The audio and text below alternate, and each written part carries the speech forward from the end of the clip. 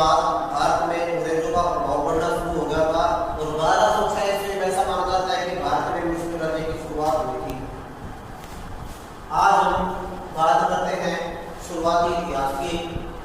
भारत में अमर खलीफा के समय 636 ईस्वी में समुद्री रास्ते के द्वारा भारत के थाने नामक स्थान पर पहला हमला हुआ था। भारत में मुस्लिम राज्य की शुरुआत 1206 ईस्वी मानी जाती है। ऐसा माना जाता है कि 1206 ईस्वी के बाद भारत में मुस्लिम राज्य की शुरुआत हुई थी। आज हम बात करेंगे, पहला है गुलाम वंश।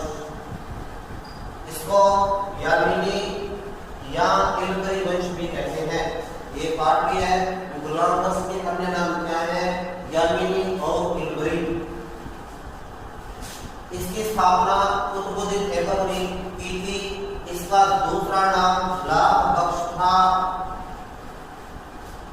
कुतुबुद्दीन का दूसरा नाम क्या था? लाख बख्श। इसने अपनी राजधानी यानी कुतुबुद्दीन ऐबक ने अपनी राजधानी लाहौर को बनाया था और उसने उस समय के प्रसिद्ध विद्वान हसन निजामी को संरक्षण प्रदान किया था।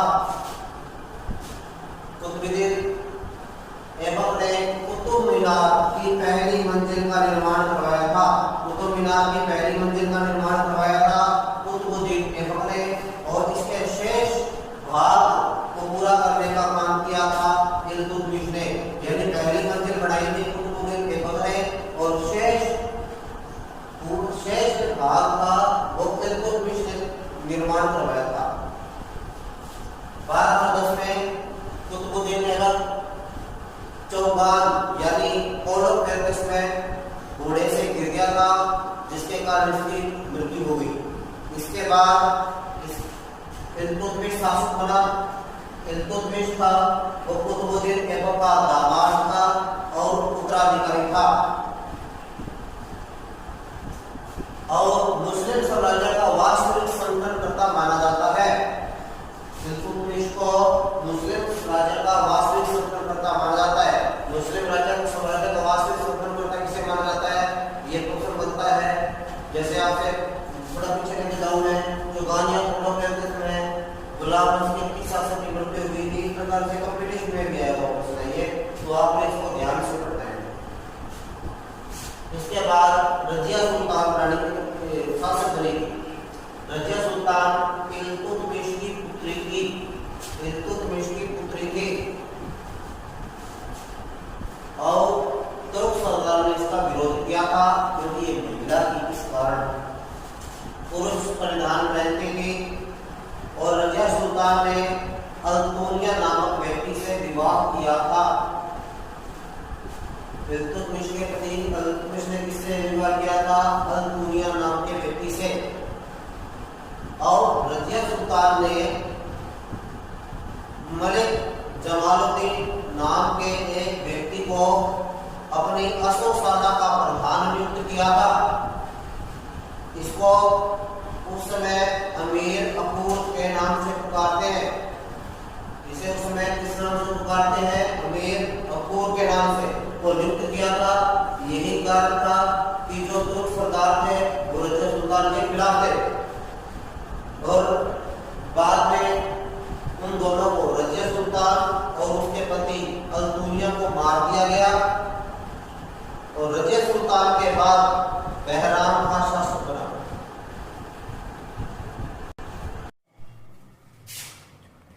रजिया सुल्तान के बाद बहराम का शासक बना। बहराम खां के बाद महमूद शाह शासक बना। महमूद शाह के बाद नासिरुद्दीन शासक बना और नासिरुद्दीन के बाद बलबन शासक बना। इनमें ये आपको याद करना है और इनका उल्लेख किताब में आपके नहीं है। ये अयोग्य शासक थे। ये अयोग्य शासक थे। नसरुद्दीन महमूद के बाद बलबन शासक बना। 1265 ईस्वी में शासक बना। मंगोलों का सामना करने के लिए, मंगोलों से संघर्ष करने के लिए उसने दीवाने आरीज नाम के विभाग की स्थापना की। इसको पुनः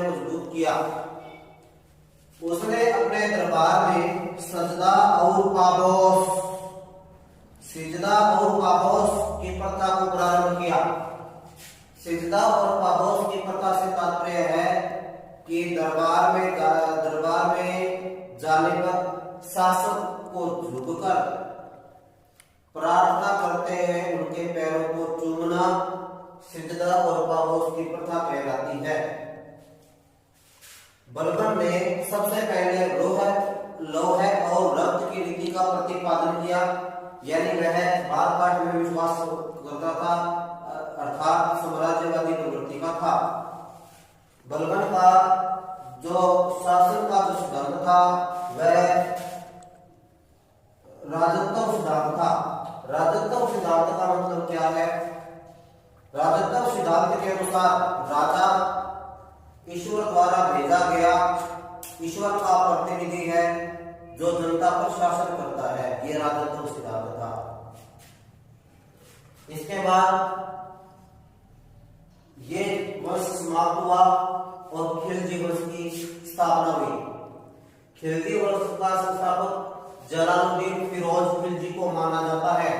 जलालुद्दीन फिरोज खिलजी को खिलजी वंश का संस्थापक अर्थात पहला शासक माना जाता है। पहला शासक संस्थापक एक ही बात है, लेकिन उसका भतीजा और दामाद अलाउद्दीन खिलजी, यानी अलाउद्दीन जलालुद्दीन का भतीजा भी था, यानी भाई का लड़का भी था, और उसका दामाद भी था, ने उसकी हत्या कर दी और खुद राजा बन गया।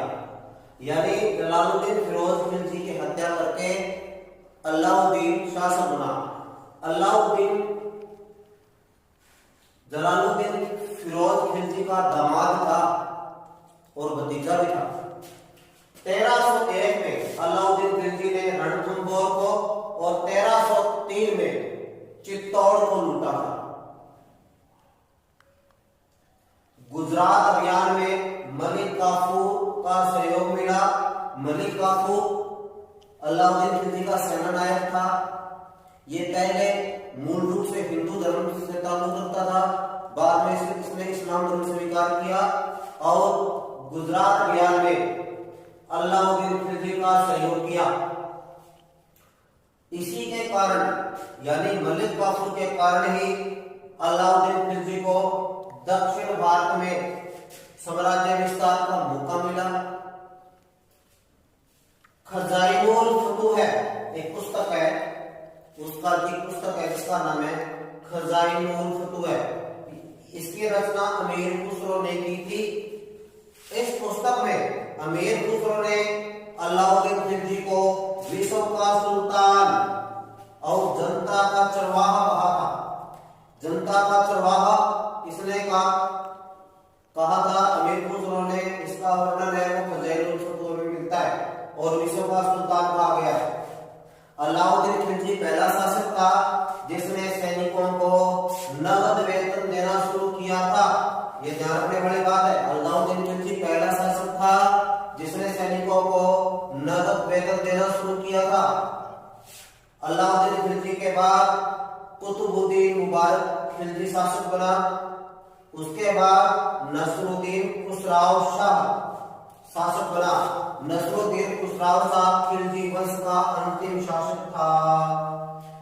तो खिलजी वंश की स्थापना किसने की थी? जलालुद्दीन फिरोज खिलजी ने। खिलजी वंश का अंतिम शासक कौन था? नसीरुद्दीन खुसराव शाह। इस प्रकार आप यदि छोटे छोटे बिंदुओं को ध्यान में रखते हुए गहराई से अध्ययन करोगे तो निश्चित तौर से आपका आधा अंक भी काटना परीक्षक के लिए मुश्किल हो जाएगा, काफी जांचने वाले के लिए मुश्किल हो जाएगा। तो इतनी गहराई से आपको समझाया गया है, आपने भी समझते समय हर बात का थोड़ा ध्यान रखना है। अलाउद्दीन खिलजी का बाजार सुधार या अलाउद्दीन खिलजी ने अपने शासनकाल में क्या सुधार किए, ये प्रश्न इंपॉर्टेंट बनता है, इसको आपने याद करना है। बाजार सुधार पूछ ले या कोई भी प्रशासन सुधार पूछ ले या कोई भी सुधार पूछ ले तो आपने ये उत्तर इसका लिखना है। देखो अलाउद्दीन खिलजी ने पुलिस, गुप्तचर, डाक पद्धति व प्रांतीय शासन में सुधार किया और उनको व्यवस्थित और मजबूत बनाया।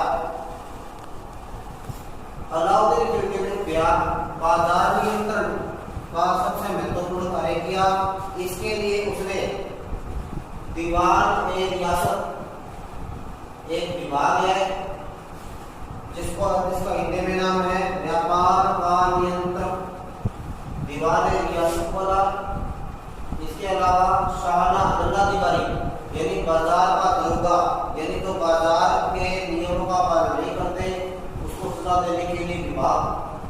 मुहद्दब सिंह ये नागपुर का नागपुर की जांच करने वाला अधिकारी था। बरीद ए मुमालिक ये उच्च अधिकारी था। आदि पद सर्जित करके बाजार नियंत्रण प्रणाली में सुधार किया। इसके अलावा उसने विशाल सेना के लिए आर्थिक सुधार किए। बाजार में कालाबाजारी और मुनाफाखोरी पर रोक लगाई और सैनिकों को नकद वेतन देना भी अलाउद्दीन खिलजी ने सबसे पहले शुरू किया था। इसके अलावा सराय ए अदल, अलाउद्दीन खिलजी के समय सराय ए अदल स्थानीय व विदेशी बाजारों को कहा जाता था।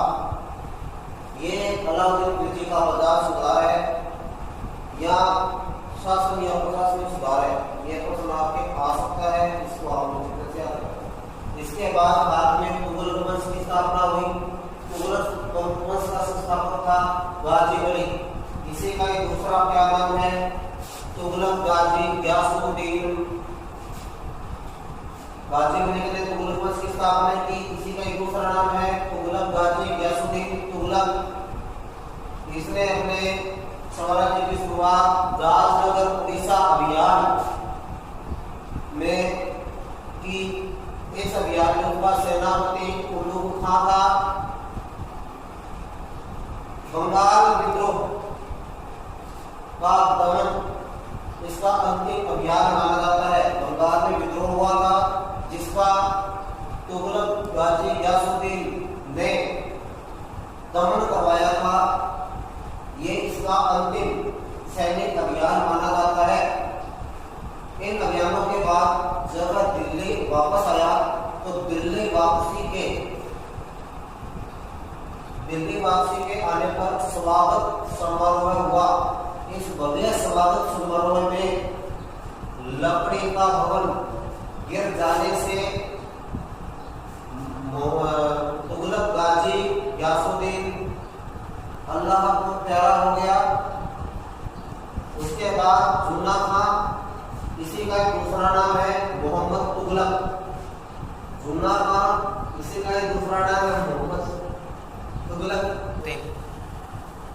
गाजी वली यानी तुगलक गाजी गयासुद्दीन के बाद उसका पुत्र जुन्ना खां यानी मोहम्मद तुगलक शासक बना। इसे इतिहास में विभिन्न संज्ञाएं दी जाती है। इसको अंतः विरोधों का विस्मयकारी मिश्रण तथा रक्त का प्यासा कहा गया यह उपाधि दी गई। इसने यानी मोहम्मद तुगलक या जुन्ना खां एक ही बात है। इसने अपने साम्राज्य को 23 प्रांतों में बांटा। 23 प्रांतों में अपने साम्राज्य को विभक्त किया और देवगिरी को अपनी राजधानी बनाया और बाद में इसी देवगिरी का नाम उसने दौलताबाद कर दिया। इसने अपने शासन में 2 भाग में परिवर्तित इसकी योजनाएं हैं। अब आपसे पूछ ले मोहम्मद तुगलक की या जुन्ना खां की योजनाएं क्या थी, तो इनकी योजनाएं थी 2 भाग में परिवर्तित करना। 2 नदियों के बीच की भूमि को 2 भाग कहते हैं। वहां पर यह क्षेत्र बहुत ऊंचा होता है, इसके कारण वहां पर परिवर्तन का इसने निर्णय लिया। सांकेतिक मुद्रा का प्रचलन किया और उस आक्रमण की योजना बनाई और कराची अभियान प्रारंभ किया। जुन्ना खां अथवा मोहम्मद तुगलक के शासनकाल में मोरक्को यात्री भारत आया था जिसका नाम था इब्न बतूला।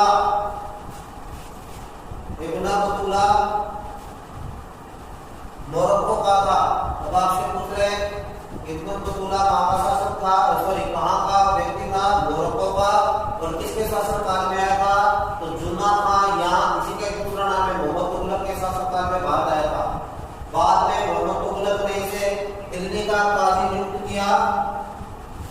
और उसके बाद कुछ समय बाद, कुछ वर्षों के बाद उसने उसे चीन के राजदूत बनाकर भेज दिया, अपना राजदूत चीन में बनाकर भेज दिया।